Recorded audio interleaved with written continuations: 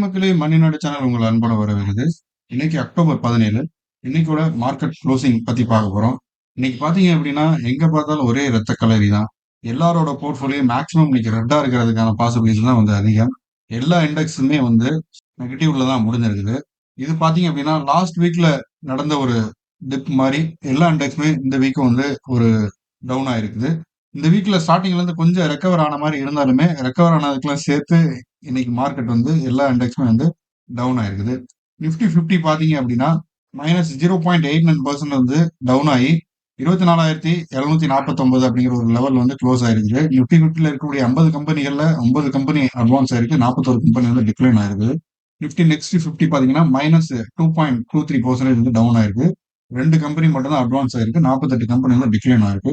Mid cap 150 பார்த்தீங்க அப்படின்னா, -1.66% வந்து டவுன் ஆயிருக்குது. 18 கம்பெனி மட்டும் தான் அட்வான்ஸ் ஆயிருக்கு. 132 கம்பெனி வந்து டவுன் ஆயிருக்குது. ஸ்மால் கேப் 250 இண்டெக்ஸ் பார்த்தீங்க அப்படின்னா, -1.41% வந்து டவுன் ஆயிருக்குது. 39 கம்பெனி வந்து அட்வான்ஸ் ஆயிருக்குது. 210 கம்பெனி வந்து டவுன் ஆயிருக்குது.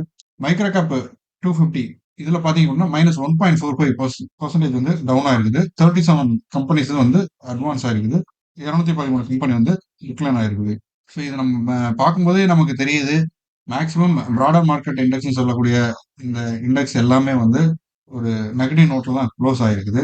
இது சேம் ரீசன் தான். மார்க்கெட் வந்து லாஸ்ட் வீக் சைனாவோட இம்பாக்ட் பிளஸ் வந்து இன்னும் இந்தியா வந்து டொமஸ்டிக் ரேட் கட் வந்து அனௌன்ஸ் பண்ணல.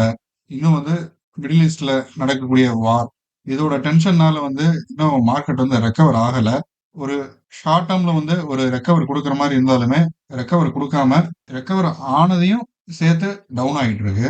பிளஸ் இந்த குவார்ட்டர்ல பார்த்தீங்க அப்படின்னா, ஏர்னிங் ரிப்போர்ட்லாம் வர்றனால, எல்லா ஸ்டாக்குமே வந்து கொஞ்சம் அடி ஆயிட்டு தான் இருக்குது. ஸோ நிஃப்டி 50ல பார்த்தீங்க அப்படின்னா, அரவுண்ட் இன்ஃபோசிஸ் இன்னைக்கு வந்து Infosys, tech Mahindra, Power Grid, L and T, SBI bank இதெல்லாம் வந்து பார்த்தீங்க அப்படின்னா, ஒரு பாசிட்டிவ் நோட்ல வந்து க்ளோஸ் ஆயிருக்குது. டெக் ரிலேட்டட் ஸ்டாக்லாம் வந்து ஒரு லாஸ்ட் ஒரு 4 to 5 டேஸா வந்து நெகட்டிவ் நோட்ல தான் க்ளோஸ் ஆயிருக்கு. ஆனா இன்னைக்கு பாத்தீங்க அப்படின்னா டெக் ரிலேட்டட் ஸ்டாக் தான் வந்து நிஃப்டி 50 ரொம்ப டவுன் ஆகாம ஓரளவுக்கு ஹோல்ட் பண்ணி அதே மாதிரி ஆட்டோமொபைல் செக்டார் பாத்தீங்க அப்படின்னா ஃபுல்லாவே டவுன்ல தான் இருக்குது.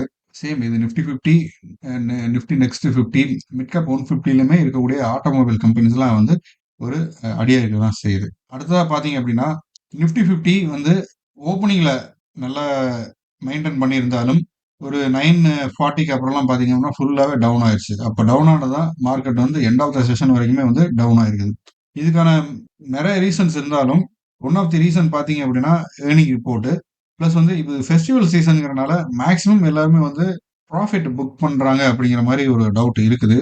ரீட்டெயிலர்ஸும் சரி, மியூச்சுவல் ஃபண்ட் இன்வெஸ்டர்ஸும் சரி, டொமஸ்டிக் இன்வெஸ்டர்ஸும் சரி. ஏன் பார்த்தீங்க அப்படின்னா, லாஸ்ட் 3 இயர்ஸாவே ஷேர் மார்க்கெட் வந்து ஒரு நல்ல பெர்ஃபார்மன்ஸ் வந்து குடுத்திருக்குது. அரவுண்ட் 70-80% கூட ரிட்டர்ன் வந்து குடுத்திருக்குது. ஸோ மார்க்கெட் ஒரு அன்ஸ்டேபிளான நிலையில இருக்கிறனால, பார்ஷியலி ப்ராஃபிட் புக் பண்றது வந்து நல்லதுன்னு வந்து மக்கள் வந்து நெனைக்கிறாங்க. அந்த காரணத்தினாலயும் நிஃப்டி வந்து டவுன் ஆகிட்டு இருக்கு. ஸோ இன்னைக்கு வியாழக்கிழமை இன்னும் ஒரே ஒரு ட்ரேடிங் செஷன் வந்து இந்த வீக்ல வந்து இருக்குது. ஸோ நாளைக்கு ஒரு சின்ன ரெக்கவரி குடுக்கறதுக்கான பாசிபிலிட்டிஸ் இருக்கு. இல்ல அப்படின்னா இன்னும் ஒரு ஃபர்தரா வந்து எல்லா நிஃப்டி இண்டெக்ஸுமே வந்து ஒரு 0.5 அளவுக்கு டவுன் ஆகிறதுக்கான பாசிபிலிட்டிஸ் வந்து இருக்குது. இல்ல அப்படின்னா ஒரு ஃபிளாட்டான நோட்ல தான் மார்க்கெட் வந்து க்ளோஸ் ஆகும். இப்போ மார்க்கெட்ல வந்து பாத்தீங்கன்னா ஆட்டோமொபைல் செக்டார்ஸ் வந்து ரொம்ப டவுன் ஆயிட்டு இருக்கு. பஜாஜ் ஆட்டோவோட ஏர்னிங் ரிப்போர்ட் வந்து இன்னைக்கு வந்திருக்கு. வந்திருந்தாலுமே இன்னைக்கு பாத்தீங்க அப்படின்னா மார்க்கெட் வந்து ஒரு டவுன்ல தான் க்ளோஸ் ஆயிருக்குது. அதே மாதிரி பஜாஜ் ஆட்டோவோட ஃபெஸ்டிவல் சேல்ஸ் வந்து வீக்கா இருக்கிற மாதிரி இருக்குது. growth-ம் பெருசா ஆன மாதிரி தெரியல. அதனால இன்னைக்கு பாத்தீங்க அப்படின்னா அது ஒரு 13% வந்து டவுனா இருக்கு பஜாஜ் ஆட்டோ.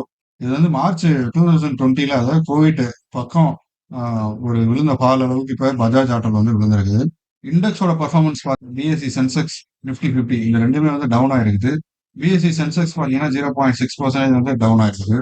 நிஃப்டி 50 நம்ம ஆல்ரெடி பார்த்த மாதிரி 0.9% வந்து டவுன் ஆயிருக்குது. செக்டார் இம்பாக்ட் பாத்தீங்க அப்படின்னா ஆட்டோ செக்டார்ஸ்ல வந்து Hero motor corp and TVS motor இந்த 2 ஸ்டாக்குமே வந்து 3.4% அளவுக்கு டவுன் ஆயிருக்குது. சியட் அண்ட் அப்போலோ டயர்ஸ் வந்து பாத்தீங்க அப்படின்னா 2-3% வந்து டவுன் ஆயிருக்குது. அதே மாதிரி எக்ஸைடு industries and அமரஜா energy and mobility இந்த ஸ்டாக்லாம் வந்து பாத்தீங்க அப்படின்னா 2-3% வந்து டவுன் ஆயிருக்குது.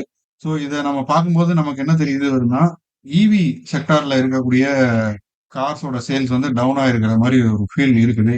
ஏன்னா excite industries and Amara Raja energies இதெல்லாம் வந்து பாத்தீங்க அப்படின்னா இவி கார்ஸோட லிங்க்ல இருக்கக்கூடிய ஒரு கம்பெனிஸ் தான். ஏன்னா இவங்க தான் பேட்டரி மேனுஃபேக்சரர்ஸ்.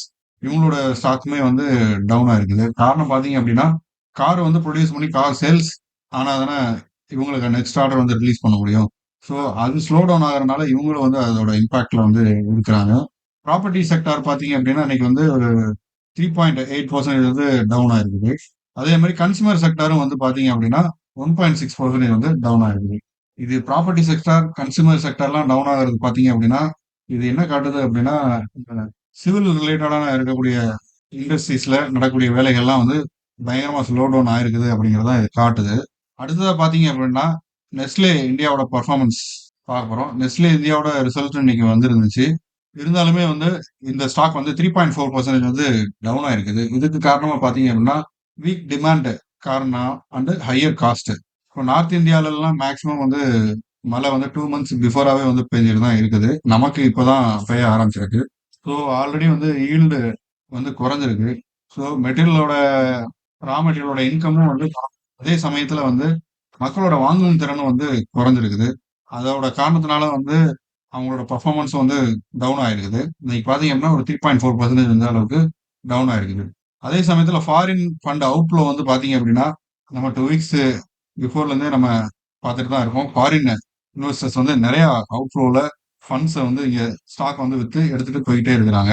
இது வரைக்கும் இந்த அக்டோபர் மந்த்ல மட்டும் பாத்தீங்க அப்படின்னா இந்த 17 நாள்ல அரௌண்ட் ஒரு 13 ட்ரேடிங் செஷன்ல 8.1 பில்லியன் அளவுக்கான ஒர்த்தான ஸ்டாக்ஸ் வந்து சோல்ட் பண்ணிட்டு பணத்தை வெளியே எடுத்திருக்கிறாங்க. இது பாத்தீங்க அப்படின்னா மார்ச் 2020 அதாவது கொரோனா டைம்ல அந்த பீரியட்ல இருந்ததை விட அதிகமா வந்து எடுத்துட்டு போயிட்டு இருக்கிறாங்க.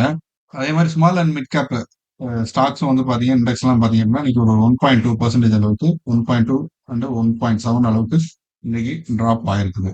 ஸோ இன்னைக்கு மார்க்கெட்ல பெருசா சொல்றதுக்கு ஒன்றும் இல்லை. ஏன்னா ஆல்ரெடி ஒரு 2 வீக்காவே வந்து மார்க்கெட் வந்து ஒரு டவுன் ஃபால் நோக்கி தான் போயிட்டு இருக்கு. பிளஸ் வந்து ஒரு அப்பர் சர்க்கியூட் ரேஞ்சில் தான் மார்க்கெட் எல்லா ஸ்டாக்குமே வந்து ட்ரேட் ஆகிட்டு இருக்கு. ஹை வேல்யூஷன்ல இருக்கக்கூடிய ஸ்டாக்ஸே ரிலையன்ஸ் இண்டஸ்ட்ரீஸ் இந்த மாதிரி ஸ்டாக்கே வந்து ஸ்ட்ரகிள் தான் ஆகிட்டு இருக்கு. ஸோ இந்த சமயத்தில் நம்ம வழக்கமா எப்பயுமே சொல்ற மாதிரி ஏர்னிங் ரிப்போர்ட் வர சமயம் பிளஸ் வந்து மார்க்கெட் இப்போ ஒரு டல்லான இருக்கிற சுச்சுவேஷன். இந்த சுச்சுவேஷன்ல வந்து நம்ம பல்கான ஒரு அமௌண்ட் இன்வெஸ்ட் பண்றது வந்து தவிர்க்கிறது ரொம்ப நல்லது. மினிமமா ஃபியூ ஸ்டாக்ஸை வந்து டிப்ல கன்சிடர் பண்ணி வெயிட் பண்ணி பார்க்கறது தான் வந்து ரொம்ப நல்லது. மோஸ்ட்லி இது வந்து இந்த தீபாவளி வரைக்குமே வந்து இது இப்படிதான் இருக்கும் அப்படிங்கிற மாதிரி ஸ்ட்ரைக் ஆகுது. தீபாவளிக்கு அப்புறம் மேபி டோட்டலா எல்லாமே வந்து சேஞ்ச் ஆகலாம். ஸோ பொறுமையா நம்ம வெயிட் பண்ணி பார்க்கலாம். புதுசா மார்க்கெட்ல வர்றவங்க எதுவும் பேனிக் ஆக வேண்டிய அவசியம் இல்லை. இது ஒரு நல்ல ஆப்பர்ச்சுனிட்டியா எடுத்துக்கிட்டு நல்ல வேல்யூவேஷன்ல இருக்கக்கூடிய ஸ்டாக்ஸ் குறைஞ்ச விலையில கிடைக்கும்போது நம்ம வாங்கி வச்சுக்கிறதா நமக்கு லாங் டேர்ம்ல வந்து அஸ் இன்வெஸ்டரா நமக்கு ப்ராஃபிட் கொடுக்கக்கூடியது. நம்ம இன்வெஸ்டர் பாயிண்ட் ஆஃப் வியூல தான் திங்க் பண்ணணும், ட்ரேடிங் பாயிண்ட் ஆஃப் வியூல இல்லை. அதே மாதிரி இந்த ஆப்ஷன் ட்ரேடிங்லயே வந்து லாட் சைஸ் இதுலலாம் வந்து நிறைய சேஞ்சஸ் வந்து கொண்டு வந்திருக்கிறாங்க சென்ட்ரல் கவர்மெண்ட். அதெல்லாம் பத்தி நம்ம சாட்டர்டே சண்டேல வந்து நம்ம பார்க்கலாம். அதனால யாருக்கு அஃபெக்ட் ஆகும், யாருக்கெல்லாம் என்ன பெனிஃபிட் ஆகுங்கிறது வந்து நம்ம அன்னைக்கு வந்து பார்க்கலாம். இந்த வீடியோ பிடிச்சிருந்தா லைக் பண்ணுங்க. இது மாதிரியான ஸ்டாக் மார்க்கெட் ரிலேட்டடான இன்ஃபர்மேஷன் அண்ட் நியூஸஸ்க்கு நம்ம சேனலை சப்ஸ்கிரைப் பண்ணுங்க. ஃப்ரெண்ட்ஸ் அண்ட் ஃபேமிலிக்கு ஷேர் பண்ணுங்க. தேங்க்யூ.